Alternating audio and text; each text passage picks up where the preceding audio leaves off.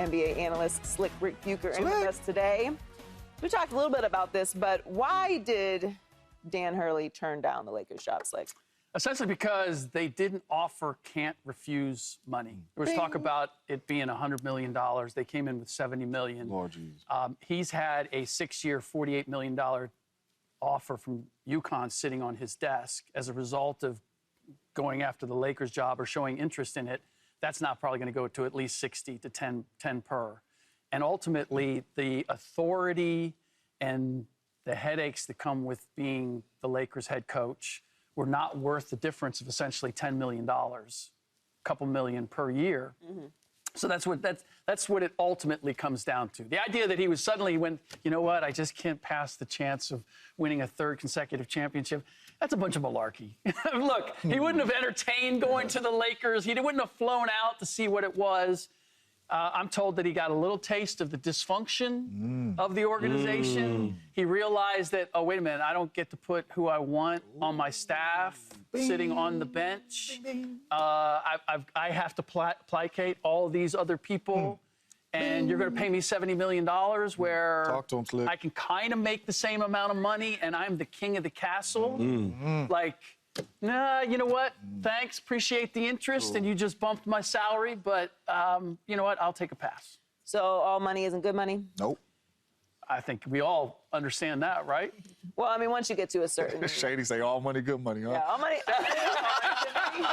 Okay. It's all green. Okay. All green, once you get to a certain tax bracket, it does change things. I think some of that is true. No. But I also think that is compounded with the fact that he has an opportunity to enter in a whole different realm and space in college basketball by three-peating. I mean, in order to be in that position, you obviously have to win back-to-back national championships, which are very hard to do. And now you're in a position to put yourself in the conversation with someone like a John Wooden, who this hasn't happened since 1973. Like, that is next-level greatness. Yes, you can go to the NBA at any time. After you three-peat, you will have other offers in the NBA. Probably for the rest of his career, he'll have the opportunity to go to the NBA. There will be coaches fired in the NBA every single year. Sure. So it's not that this opportunity to go to the NBA is suddenly going to disappear for the perpetuity of his career. I agree with that. But when you think about, you could be the Los Angeles Lakers head coach of an iconic franchise. Sure. Coaching LeBron James and Anthony Davis.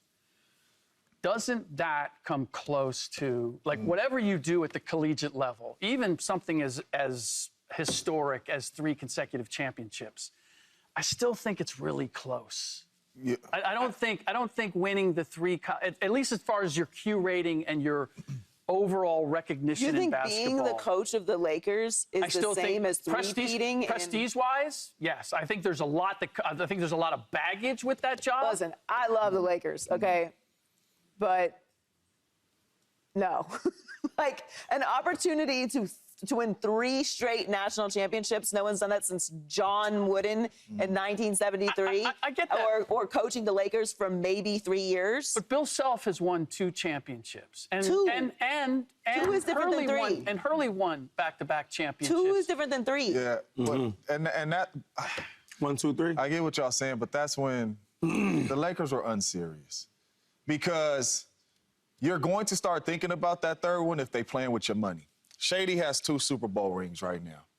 If the Kansas City Chiefs say, man, we offer you 3 years, $40 million, and the Green Bay Packers say, we offer you 3 years, $85 million, Shady ain't gonna be saying, but I can win my third one with the Chiefs. That's exactly right. No, but if the money is close, he could be like, ooh, I'm with Patty. Yeah. I'm with Andy Reid. I have a chance to win another one. You know what I'm saying? So, number one, you played with me with the money. So now I'm thinking, I'm making this here, and I'm really calling the shots. Then when I sit down with you, it's been a lot of assistant coaches that I've been around that became head coaches. And talking to them on the practice fields during meetings and all that, all they wanted to do when they became a head coach, they wanted to see what the program will look like under their rules, under their system, under their command of how they wanted to run it. Now I'm coming from UConn, and I'm running it a certain way, and I'm winning, and I'm coming over here, and you saying, Brown want it like this. Bronny might have to come, right? We might need to keep these assistant coaches. We might want this in play. And you telling me that Basically, I'm running it with y'all, not the way I want to run it, and you offering me this money, I'm cool. I'm going to go back to UConn, where I've had a lot of success, and now I'm thinking I have a chance to win 3 of them. I never thought the Lakers were serious about this, and it showed by what they offered. So you're saying if they offered him $100 million, that three-peat wouldn't matter as much? Not at all. I think it might shift it a little bit. If you saying $100 million, I got AD, Bron, and Lakers. California taxes, but... Yeah. By the way, I have to come back to this. Like, Dan Hurley, we were not talking about Dan Hurley. Nobody was talking about Dan Hurley. Dan Hurley didn't exist in the basketball universe, and then suddenly he's being considered to be the next head coach of the Los Angeles Lakers. And suddenly that trumps the NBA Finals. That suddenly becomes the news. So this idea that, I think we know the details. What's that mean, though? That means that his winning 2 consecutive championships at UConn does not hold the same standing as you're going to be the next coach of the Los Angeles Lakers. I disagree, though. I watched him as where he comes from. Because you're a basketball fan. Right, I am. So from high school, right, he was a really good coach, got better, and get to college, got better and better. Then he gets to UConn. He didn't get there first, he got to UConn. He built Wagner. He built Rhode Island. Then he built UConn. Okay, cool. But he's been successful everywhere he's been at. And now even when he got to UConn, they wasn't just great. He had to build them boys up. They was weak, too. Yeah. Right? Now he's at this point when they went back-to-backs and got a chance to win another one. That's big to me. Dude, if that was the driving force, then he would have never considered the Lakers. Why would you even consider the Lakers? Because you thought they was going to offer you that $100 million. That's why you considered the Lakers. Multiple things can be true, though. And there's also some negotiating going on here as well. I just think when it came down to it, sometimes you can hear things, and when you see things, it illuminates things a little bit more. When you get in the building, you start having conversations. Oh, like this was going on? Look, the Lakers are a very unique organization. Yeah. They are run unlike any organization that I've been familiar with in my many years in this business. They are a family-owned business. There are factions within the building from every different era of Lakers basketball that all have a lot of say and influence on all of the decisions that go on. It is a job that requires much more than coaching basketball. Forget coaching LeBron and AD, which would be a job for anyone because they are superstars who demand attention and respect, and what they say carries a lot of weight, as it should. Most superstars do that. That's not unique to the Lakers. There are many things that are unique to the Lakers. Outside of the Lakers, you have, I don't know, this living, breathing entity of Los Angeles to deal with. People are involved in every aspect. The entertainment industry is involved. The fans are very involved. Like, there's a lot of voices and pulse around this job. It is not just your job and your voice. And not only that, go ahead. No, and I think another thing is, like, even with this job, it is a big job. It's the Lakers, right? But one thing Andy Reid used to tell me, right, I remember my first year there, and Brian Westbrook was a starter, but he was hurt. He was always up and down. I said, yo, it's my time. I'm ready to go. He said, well, wow, you want to be all-pro? Yeah, I'm ready to be all-pro. You want to be lead the league in rushing? Yeah, I want to lead the league in rushing. He said, be patient, right? Because you still going to do that the next year. Yeah. So my thing is with Dan, let's say he chases 3-peat, right? And it works out, don't work out. But he always has enough time, right? His patience. All right, go back to the NBA. Because he's a good coach. And not only that, too, stability, though, right? I know we don't talk about it a lot, but a lot of money, will erase some of that stability. But if you pay me the same money, I'm stable over here at UConn. I'm a man. The last couple years, I've seen a coach win a championship with LeBron James and get fired. I seen a coach go to the postseason, the Western Conference Finals, and get fired, whatever money they making. You know what I mean? So now I'm coming over here. I got to listen to everything y'all saying and run it kind of similar to how y'all want me to run this. You know what I'm saying? Yes, it say 6 years, but I don't know how stable this may be because this organization ain't stable right now. What does this look like for me? Everything looks prettier over here in UConn right now, and the money wasn't enough for me to say, you know what? Even for a little dysfunction, I'm making $100 million. I'm staying right here at UConn to try to go get number 3. Well, reports are saying that the Lakers head coaching job is, quote, lowly regarded and is not seen as an ideal landing spot. I think that the Lakers coaching job is still a great job. I think it does still have a great deal of prestige. I think that this particular chapter of the Lakers organization with LeBron, with AD, bringing Bronny in is a very unique opportunity for the right person. There's not that many jobs, obviously, on the planet for professional coaching jobs. There's only 30s in the NBA, and there's only one Lakers. So even though there is all these other factors involved with the Lakers job, I think for the right person, it is something that will catapult you into a whole different space. Longevity is not a thing anywhere around the NBA. Most coaches don't last more than 4 years at this point. It is a cycle. The standard is extremely high and unrealistic. If you bring in a star, that changes the timeline entirely. So it's not completely unique to the Lakers. I think what is unique to the Lakers is the success that the coaches have had and then getting fired. But I think this particular moment for the right person could be a really good opportunity. But Rick, how good is the Lakers job? Well, this has been a long moment. Because we're talking Darvin Ham, we're talking Frank Vogel, we're talking Luke Walton. We're talking like a, 7-8 year long moment since we had an iconic coach running this show.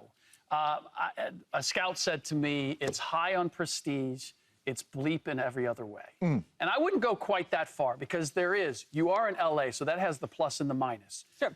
You are the head of an iconic franchise. You have the attraction. You're always going to be able to get free agent talent that wants to come to LA, right? So there is all of that. But it feels to me like there's a disparity in the job of being head coach, in particular of the Lakers. We think of it as sort of a blue-blooded company, a iconic franchise. And that job feels more like one of a startup in terms of you're not going to get paid very well. There's going to be a lot of people throwing ideas. They may change direction at any given moment. There's not a whole lot of stability. And the expectations are massive. Everybody's dreaming big dreams. But the chances of that being a reality are very low at this point. And if it doesn't work out, you're going to be looking for another job.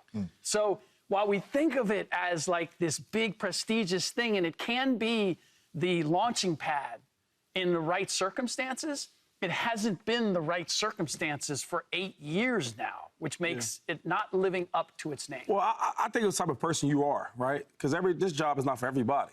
And I'm a type of guy where I like big risk. I like even greater reward. Right? So now if I go to LA Lakers and I'm the head coach and we do well, we start winning, we do this, we do that, and I add on to the 17 championships that we already have, that's big legacy. Well, so you're saying doing well, win a championship. Win a championship, right? Right. That's the goal. That's what we're playing for. That's what you're coaching for. I would run LA. Imagine running LA. That's like running New York. Right now, the other part is, hey, I could be there. I get my little money, right? We don't win, and they fire me. But I'm a type of guy, I want it all. So I'm going to risk it all to win more. There's some people, like you just talked about that, they don't want that, right? Oh, man, that job, you know what? There's no security there, man. Like, I might need more money because if I don't win, I won't be there. I'm going to take that chance. Depends who you are. Yeah. And I'm going to take that chance, too, because I believe it's a good job. Because as a head coach, when you're about to accept a job, the very first thing you look at is, who's my players? Right. I have 2 top 75 players. Yes, you do. One that's older, but he ain't showed us no sign of slowing down yet. He is still playing at a really high level. So I'm looking at it like, okay, I have the players to build around in Anthony Davis and LeBron James. You know the Lakers are going to get a free agent in here some way, somehow. It's going to be another name coming there to help this roster. So I think it's a really good job because you have the players to build around and at least try to have some success in the next 2-3 years because Bron and AD is there. I believe it's a good job.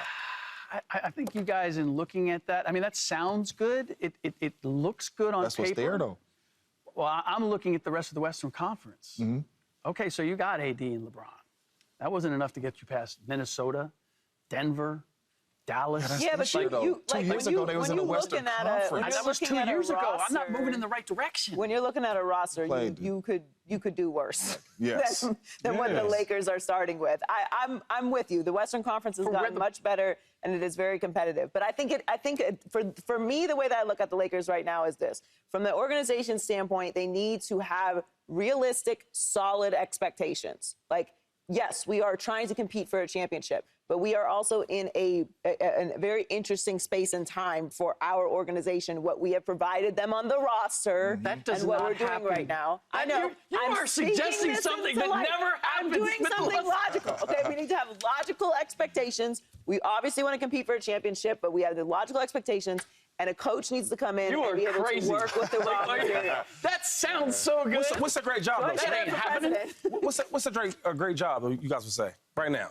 So I just want to hear it. That's why I said Lakers, 2 top 75 But I'm players. saying, other than the Lakers, like what's a great team or you want to Oklahoma coach? City? Okay, Oklahoma City. What you say, Joy? I mean, those jobs are not available. Yeah, I'm exactly. talking about the jobs that I'm are just saying available. any job. But that's why Or I'm any saying, good like, team. when you are, if you are a good team, generally, unless there's something, outstanding that happens, then you don't get that jobs Miami are not You know what's a available. really good job? Boston.